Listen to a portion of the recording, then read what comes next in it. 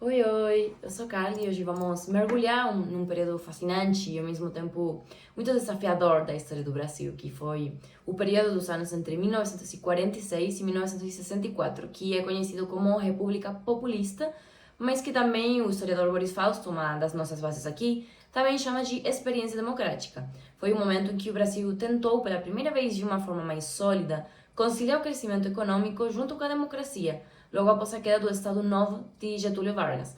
Para guiar nossa conversa, então, vamos usar as ideias de dois grandes historiadores, Carlos Fico, no seu livro História do Brasil Contemporâneo, e, como eu falava, Boris Fausto, na sua História Concisa do Brasil. Eles ajudam a gente a enxergar que, por trás de todo o progresso daquela época, existia o que o Afonso Arinos chamou de uma crise permanente das instituições. Ou seja, enquanto o Brasil construía fábricas e cidades modernas, as regras do jogo político estavam sempre por um fio, o que acabaria levando ao trágico golpe de Estado de 1964. É por isso que o coração da nossa análise será a disputa entre três grandes forças políticas, o PSD, o PTV e a UDN. Eles eram os protagonistas de uma briga constante entre o legado do varguismo e a oposição liberal, junto com os militares. E, como eu estou falando, né, vigiando tudo isso estavam as Forças Armadas, que atuavam com a vocação de poder moderador. Os militares se sentiam no direito de intervir na política sempre que achavam que a democracia estava falhando ou sendo ameaçada.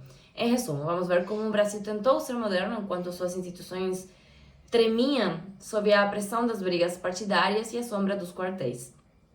Para organizar nosso pensamento, então, vamos aprofundar em três planos. O plano político, onde vamos entender a herança de Getúlio Vargas e a instabilidade dos governos. O plano econômico, focado no modelo de nacional desenvolvimento e no famoso plano de metas de Juscelino Kubitschek. E o plano das relações internacionais, examinando como a influência dos Estados Unidos e a Guerra Fria moldaram as decisões do Brasil também. Tudo isso vai nos ajudar a entender como essas tensões acumuladas explodiram depois na quebra do governo constitucional em 1964 com o golpe de Estado. Para começar, a gente precisa entender quem mandava no Brasil quando a democracia voltou em 1946. Como eu disse na introdução, três partidos dominavam tudo. É importante decorar esses nomes para entender as brigas que viriam depois. Primeiro, o PSD, Partido Social Democrático, que era o partido das elites rurais e dos grandes administradores, com muito poder nos estados e no campo, e que também era o partido maior. Depois, o PTB, Partido Trabalhista Brasileiro, que era o braço do varguismo com os trabalhadores urbanos e os sindicatos. Esses dois partidos juntos formavam um bloco que defendia o legado de Getúlio Vargas. E depois, em oposição a esses dois, tínhamos a União Democrática Nacional, a UDN, que eram liberais, conservadores e odiavam o estilo de Vargas, acusando-o sempre de ser corrupto e autoritário. Aqui é onde entra o ponto principal. Como a UDN tinha dificuldade de ganhar nas urnas, muitas vezes recorria aos militares. Nessa época, o exército não se via apenas como uma força de defesa, mas como um poder moderador. Eles acreditavam que tinham o dever de intervir na política sempre que achassem que as elites civis estavam falhando ou que a democracia era uma mentira. Essa sombra militar vai acompanhar todos os presidentes desse período. Em 1950, acontecia algo que a oposição não queria. Getúlio Vargas volta a ser presidente, mas agora, dessa vez, eleito pelo voto direito. Ele assume um ano depois com um projeto que hoje chamamos de nacionalismo econômico. A grande marca desse governo foi a campanha O Petróleo é Nosso, que resultou na criação da Petrobras em 1953. Vargas queria que as riquezas do Brasil fossem controladas pelo Estado, mas isso gerou uma briga enorme entre os nacionalistas e os entreguistas, que eram as pessoas que queriam abrir o mercado para empresas estrangeiras, principalmente dos Estados Unidos. A vida política de Vargas não foi fácil. Ele enfrentava uma inflação alta, uma oposição forte liderada pelo jornalista Carlos Lacerda, da UDN, que utilizava seu jornal e a televisão para dizer que o governo de Vargas era um mar de lama de corrupção, além de muitas políticas sociais que ele fez. Tudo explodiu no dia 5 de agosto de 1954, no famoso atentado da Rua Toneleiro, quando alguém tentou matar Carlos Lacerda, mas acabou, na verdade, matando o Major Rubens Weiss, da Aeronáutica, que o acompanhava. As investigações militares, conhecidas como a República do Galeão, descobriram que o mandante do crime era Gregório Fortunato, o chefe de guarda pessoal de Vargas. Isso foi o fim para o governo. Os militares e a UDN começaram a exigir a renúncia imediata de Vargas. Ele estava isolado no Palácio do Catete, cercado por inimigos, e teria que definir o que fazer. Na madrugada de 24 de agosto de 1954, depois de uma reunião tensa com seus ministros, Getúlio percebeu que não tinha mais saída. Mas ele preparou um último golpe e ele não renunciou. Vargas cometeu suicídio. Mas o que poderia ter sido uma derrota total virou uma vitória simbólica. Ele deixou uma carta-testamento, um documento emocionante, onde ele se colocava como um mártir que oferecia o seu sangue pelo povo brasileiro. Como dizem os historiadores, o suicídio foi um ato político genial, no sentido de que paralisou a oposição golpista e gerou uma onda de comoção popular tão grande que garantiu que o varguismo continuasse vivo por mais 10 anos. Vargas, o pai dos pobres, saiu da vida, mas entrou na história e deixou para seu sucessor uma democracia ainda mais ferida. Depois do suicídio de Vargas, o clima político no Brasil continuou muito tenso. O vice-presidente, Café Filho, assumiu o poder, mas logo se afastou por problemas de saúde. Foi nesse intervalo que a UDN tentou sua última manobra para impedir que os vencedores das eleições de 1955, Juscelino Kubitschek e João Goulart, tomassem posse. Aqui acontece um episódio quase cinematográfico que o historiador Carlos Fico detalha. O presidente interino Carlos Luz tentou fugir para São Paulo no cruzador Tamandaré para organizar uma resistência contra a posse de JK. Para garantir o respeito à eleição, o general Henrique Teixeira Lott liderou o que chamamos de golpe preventivo ou golpe de Estado duplo. Ele ordenou tiros contra o navio para impedir a fuga e garantir que a Constituição fosse cumprida. Graças a essa intervenção militar legalista, Juscelino conseguiu assumir a presidência em 1956. Com JK no poder, o Brasil viveu uma fase de grande otimismo. Ele lançou o famoso Plano de Metas, prometendo ao país 50 anos de progresso em 5 anos de governo. O foco era, chamamos de nacional desenvolvimento, diferente de Vargas, que focava em empresas estatais. Juscelino abriu a economia para o capital estrangeiro e usou uma ferramenta técnica chamada Instrução 113 da SUMOC, a Superintendência da Moeda e do Crédito, para facilitar a entrada de máquinas e equipamentos de empresas internacionais. Foi assim que a indústria automobilística, com marcas como a Volkswagen e Ford, se instalou definitivamente no Brasil, mudando a cara das cidades e da economia. O grande projeto de Juscelino foi, sem dúvida, a construção de Brasília. Ele a chamava de metassíntese, ou meta-símbolo do seu plano de metas. Para JK, mudar a capital do Rio de Janeiro para o centro do país era uma forma de integrar o território e simbolizar um novo Brasil moderno e democrático, funcionando então como um símbolo artístico, político e ideológico. Apesar do brilho da inauguração em 1960, Boris Fausto e outros historiadores lembram que essa modernização teve um custo alto. A inflação começou a subir, a dívida externa brasileira saltou de menos de 2 bilhões para quase 3 bilhões de dólares ao fim do seu mandato, além, claro, dos impactos aos funcionários que trabalharam na construção da cidade e muito, muito mais. No plano internacional, o governo de Juscelino também buscou mais autonomia. Em 1958, ele propôs aos Estados Unidos a Operação Pan-Americana, a OPA.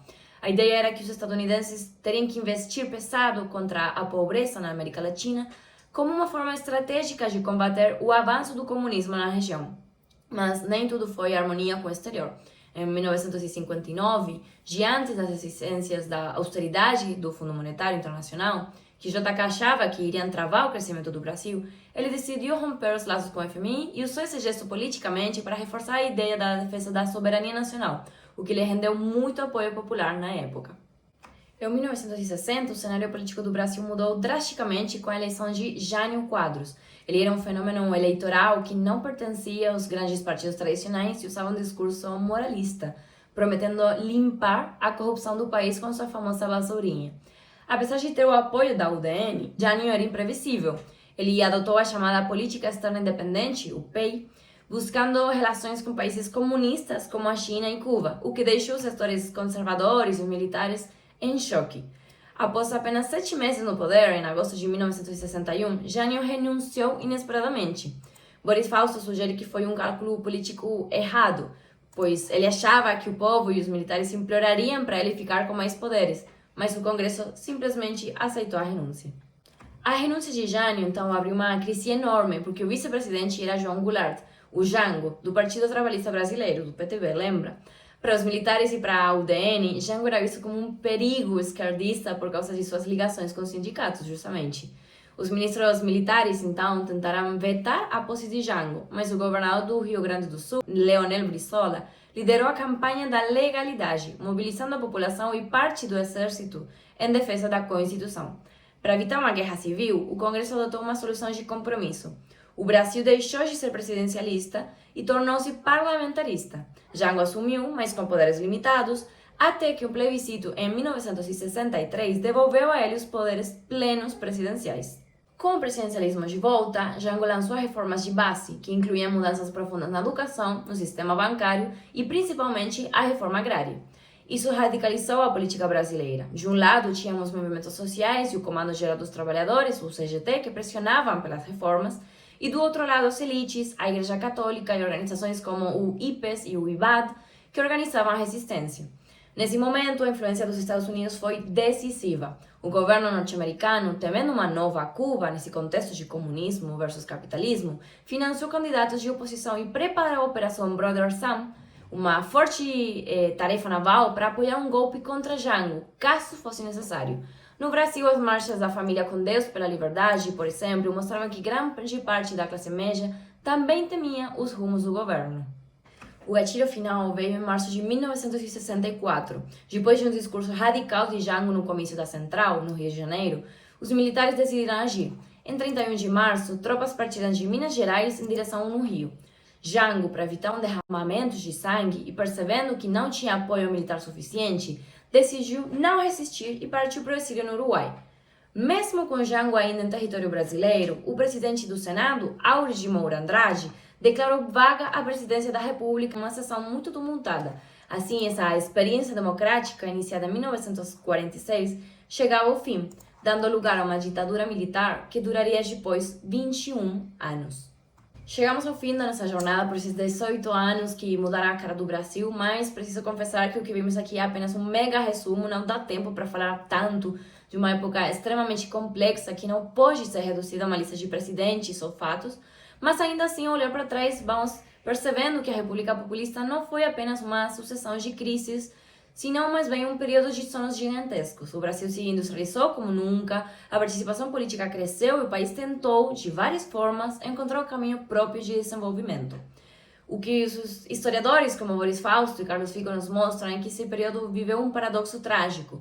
O Brasil queria ser moderno e desenvolvido na economia, mas suas instituições políticas eram frágeis e marcadas pelo que Afonso Arinos chamou de uma crise permanente.